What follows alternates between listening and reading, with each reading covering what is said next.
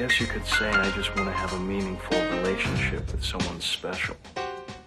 In 1991, Bret Easton Ellis' American Psycho was published to a storm of controversy. The darkly comic novel followed Patrick Bateman, a Wall Street hotshot by day, brutal killer by night. There were protests by organizations such as the National Organization for Women. The book was called misogynistic and cynical. It was a bestseller. The satiric tale of the 1980s is now a feature film. Joining me now to talk about that, Christian Bale. His portrayal of Patrick Bateman is the latest in a career that has included such films as Empire of the Sun and Velvet Goldmine. The film director, Mary Herron, whose latest project was a critically praised I Shot Andy Warhol, and the author behind it all, Bret Easton Ellis. I am pleased to have all of them here to talk about this movie. Welcome. Thank you. It's great to have you. Let me just, so let's just get started. You like the movie. Yeah, I actually because you reviewed like it for Gear Magazine. Let's get to the point. Yeah, let's find out. Damn it. Yeah, damn it. Let's get That's what everyone wants to know. Yes, I like the movie. I know. I mean, I wish I... Because it captured... I think it clarified the themes of the novel. It clarified that the novel was actually a critique of male behavior. I think a lot of people don't realize that, who haven't read the book.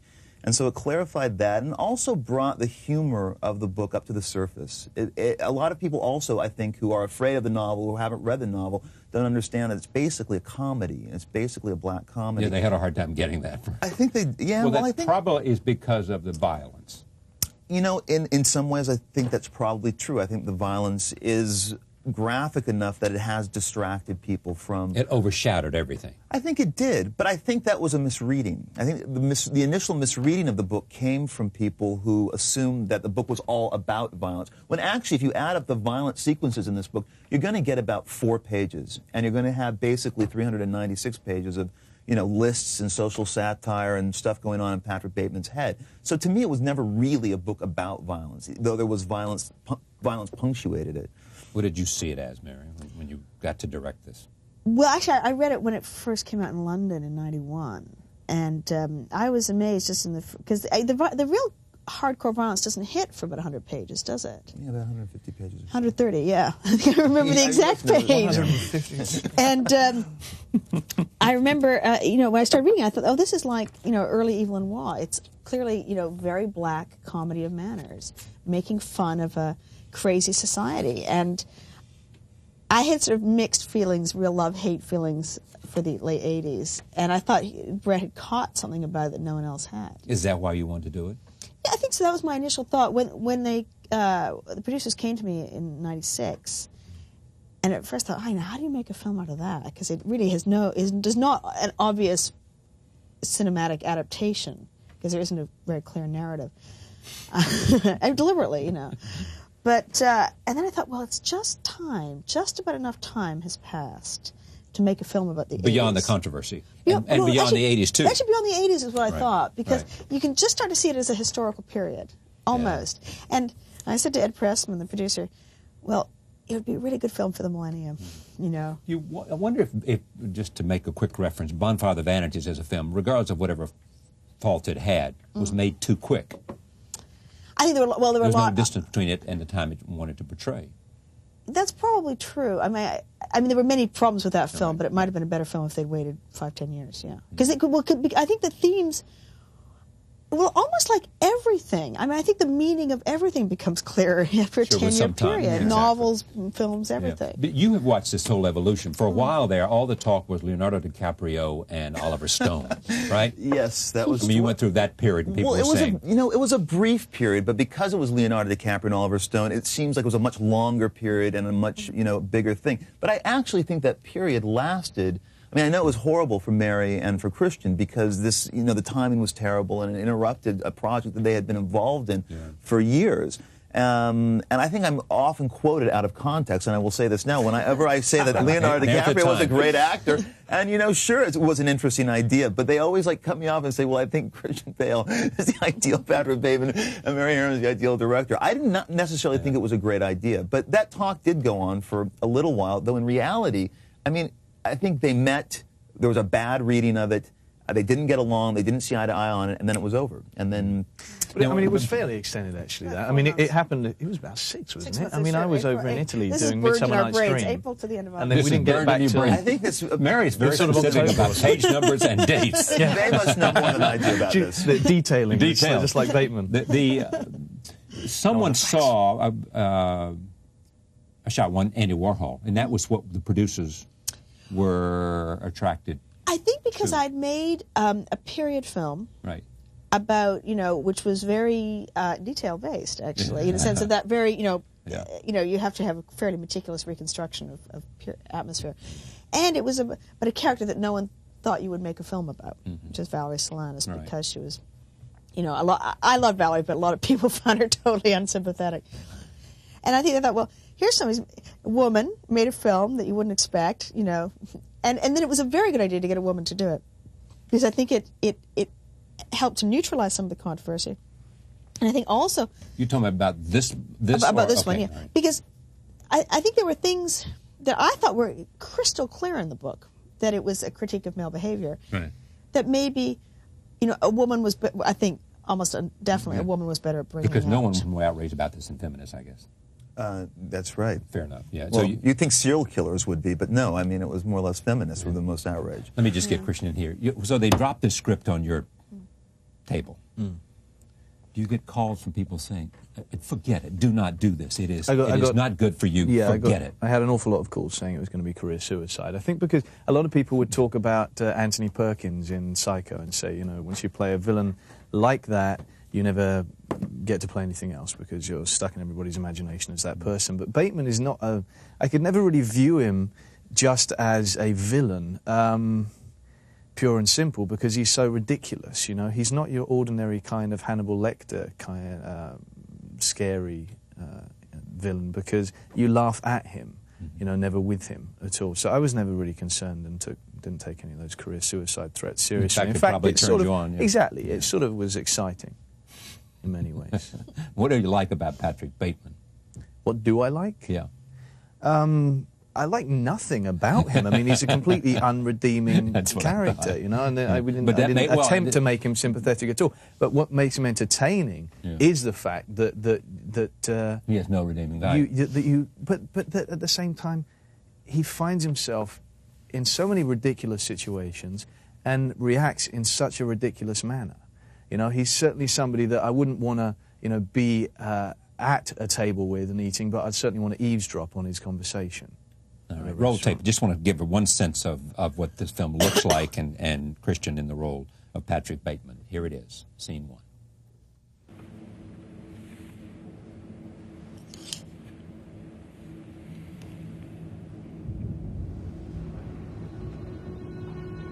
Look at that subtle off-white coloring.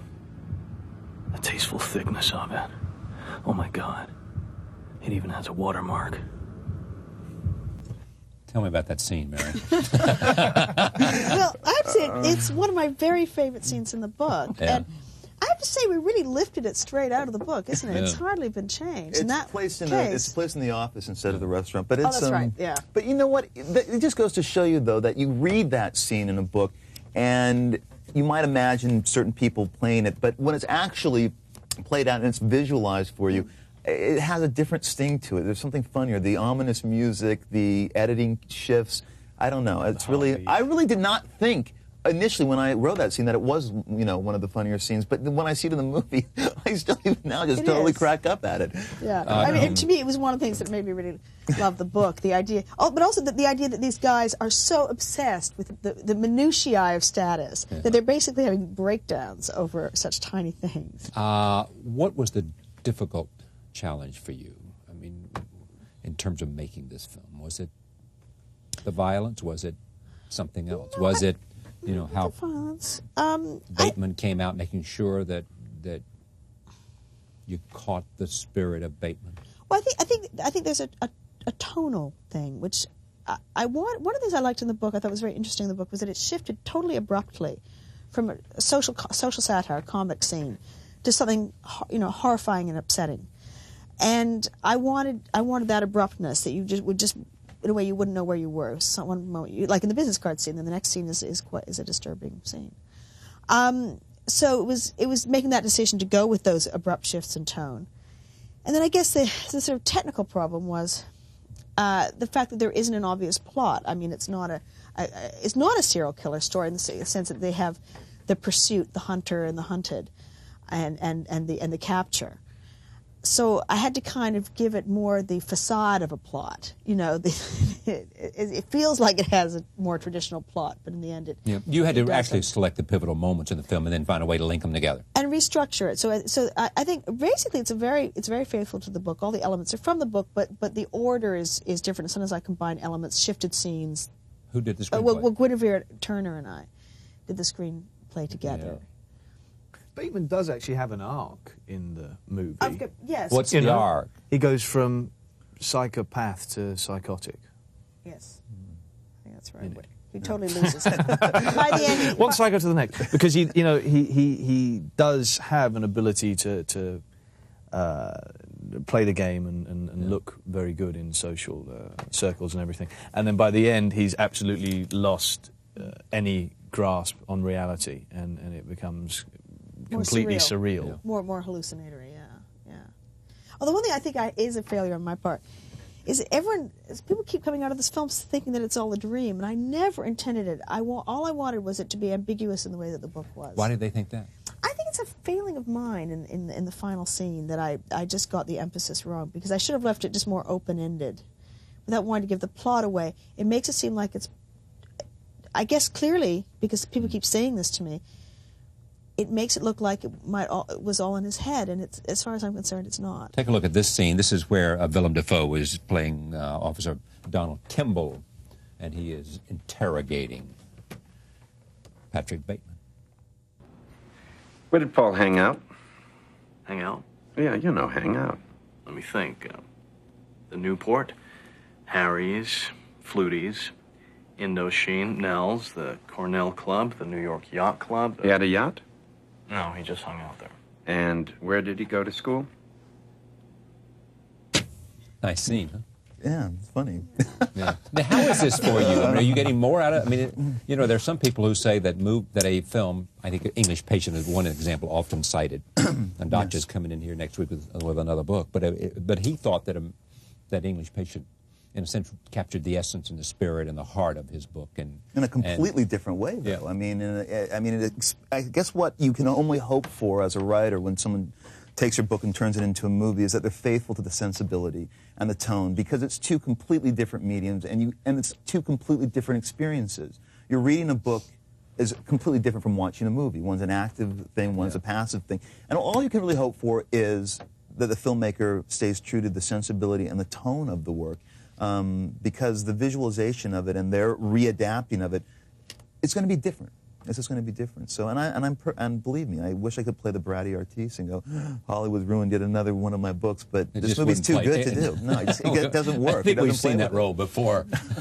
It happened a long time ago, but it can't happen now. Mary, this is a film you set out to make? Yeah, it is. I mean, I actually feel I didn't have final cut, but I feel that this is my final cut. Yeah.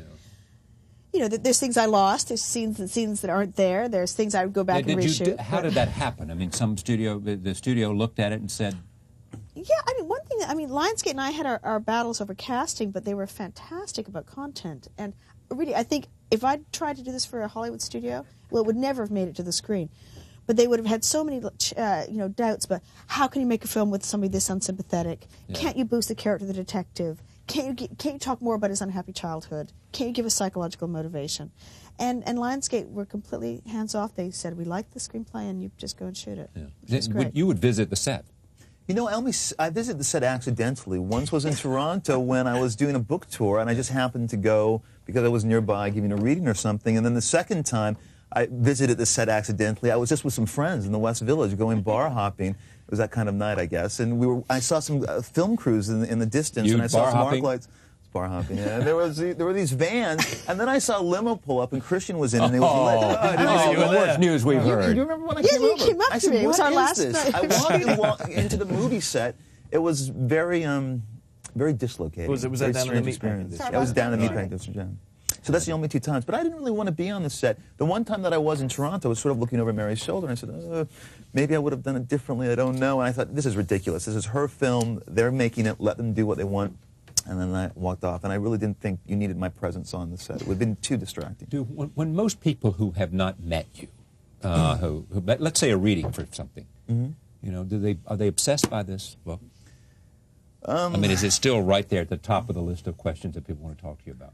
You know, I suppose it is, and I suppose it's something I just have to get used to. I mean, I always thought that Less Than Zero was going to be the thing that kind of would haunt my career and would be the thing that I was always going to be known for. Was that first or second? That was the first book. Right.